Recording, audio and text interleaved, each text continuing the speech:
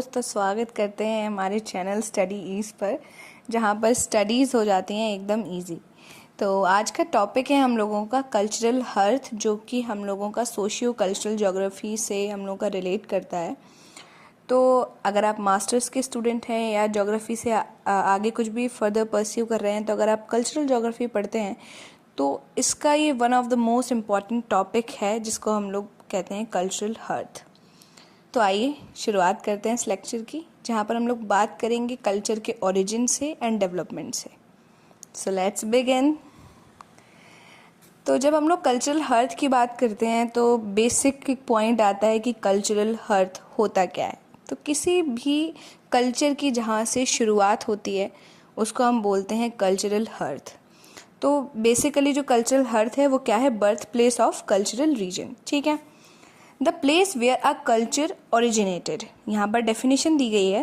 Primary source क्या है? Birth place है। ये कहाँ से कल्चरल ट्रेट्स आए, आइडियाज़ आए, टेक्नोलॉजीज आई, इनके बारे में। सेकेंड हम लोग बात करते हैं conditions for the development of cultural hearth, जहाँ पर हम लोग favourable geography, stable food supply, innovation, social structure, इनकी बात करते हैं। And the next part is classification. तो कल्चरल हर्थ को हम लोगों ने बेसिकली यहाँ पर जो है प्राइमरली हर्थ और सेकेंडरी हर्थ में डिवाइड किया है।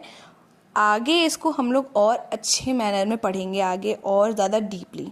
ठीक है, तो अगर आप लोग मास्टर्स के स्टूडेंट हैं, आपका कल्चरल ज्योग्राफी का पेपर है, तो जब आप आंसर फ्रेम करेंगे इसका, तो सबसे पहले स्टार्टिंग में अगर आप जोग्राफर्स के थ्रू जो डेफिनेशंस दी गई हैं कल्चरल हर्थ की वो मेंशन करते हैं, तो आपका आंसर बहुत इन्हेंस होता है, बहुत ही ज़्यादा क्या कहते हैं, जोग्राफिकल फॉर्म में हम लोग कह सकते हैं लिखा हुआ है।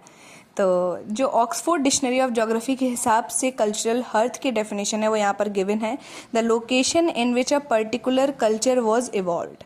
और जॉन्स्टन के हिसाब से area of origin of a cultural group involve in a creation of a particular cultural landscape. तो ओवरऑल या इन शॉर्ट जो हम लोगों की एक बहुत ही क्रिस्प और क्लियर डेफिनेशन है, वो सीधी समझने की बात यह है, a place where culture originates, spreads and where new ideas are developed and share. मतलब कहाँ से बेसिक हम लोगों के कल्चर की जो है वो शुरुआत हुई है, कल्चर कहाँ से जन्मा है हम लोगों का। और जाहिर सी बात है, जहाँ से कल्चर जन्मेगा फिर आगे न्यू आइडियाज़ डेवलप होंगे और उनको फिर फर्दर हम लोग शेयर करेंगे। हम लोगों के जो कल्चरल ज्योग्राफी है इसमें सबसे ज़्यादा अगर किसी का रोल रहा है तो वो कार्लो सॉसर का रहा है। तो उनके हिसाब से उन्होंने एक डेफिनेशन दी है कि cultural hearth emerged through the combination of favourable circumstances reflecting the available natural resources. अब उनके हिसाब से जो नेचुरल रिसोर्सेज रोल प्ले करते हैं कल्चरल हर्थ के लिए वो है क्लाइमेट और वेजिटेशन। ठीक है, ये दो पार्ट हैं जो नेचुरल रिसोर्सेज के वो कल्चरल हर्थ के लिए बहुत ज़्यादा इम्पॉर्टेंट है सॉसर के हिसाब से। अब उन्हीं के हिसाब से हम लोग बात करेंगे आगे कि उन्होंने फर्दर इसको क्लासिफाई किया है कि conditions for the development of cultural hearth. तो सबसे पहली कंडीशन जो हम लोगों की आती है वो है ज्योग्राफिकल इंटीग्रिटी, जिसमें हम लोग सिक्योरिटी, एनवायरमेंटल होमोजेनिटी की बात करते हैं। सेकेंड इज़ इकोलॉजिकल सस्टेनेबिलिटी, जैसे कि वहाँ पे कितने रिसोर्सेज हैं, क्या रिसोर्सेज वहाँ पाए जा रहे हैं। थर्ड जो है वो है इकोनॉमिक सरप्लस, हम लोगों के पास आर्थिक क्या साधन है वहाँ के। और जब हम लोग इकोनॉमिक सरप्लस की बात करते हैं तो हम लोगों की ट्रेड से कनेक्ट हो जाते हैं हम लोग। तो ट्रेड क्या है, ट्रेड रूट्स क्या हैं हम लोगों के, उसके बारे में बात करते हैं। फिर आती है राइटिंग कैपेबिलिटी की बात। राइटिंग कैपेबिलिटी जो है वो एक बहुत बड़ा क्या कहते हैं सोर्स हो सकता है हम लोगों का प्रिजर्वेशन ऑफ कल्चर के लिए, क्योंकि अगर हम लोग कहीं की भी राइटिंग देखते हैं तो हम लोग वहाँ के कल्चर के बारे में जान पाते हैं, वहाँ की क्या चीज़ें पहले रही हैं, किस तरीके से वो लोग रहा करते थे, क्या क्या चीज़ें उस समय थी मौजूद, इनके बारे में हम लोग को पता चलता है।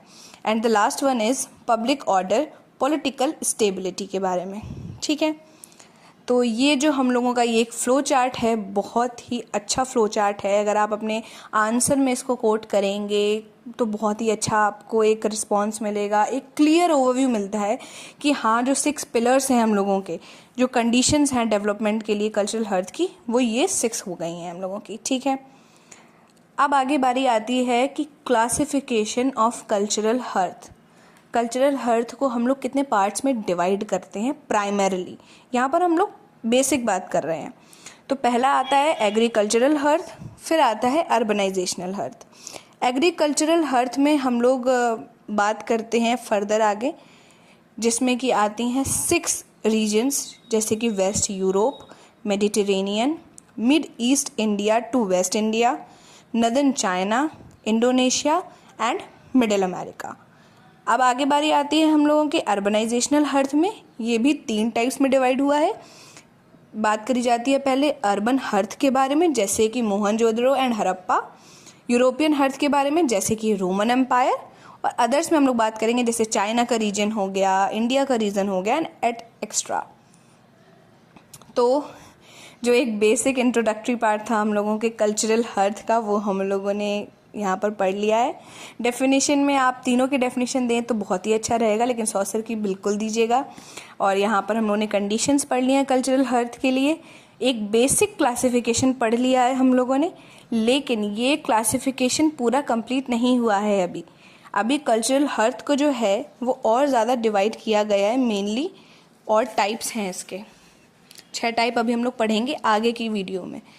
तो जब तक के लिए स्टे ट्यून्ड। और ये जो हम लोगों के कुछ टर्म्स यूज़ हुए हैं यहाँ पर, जैसे कि कल्चरल लैंडस्केप, जैसे कि जहाँ पर वो कल्चर इन्फ्लुएंस करता है, और होमोजेनिटी मतलब यूनिफॉर्मिटी कितनी है, समानता कैसी है वहाँ पर।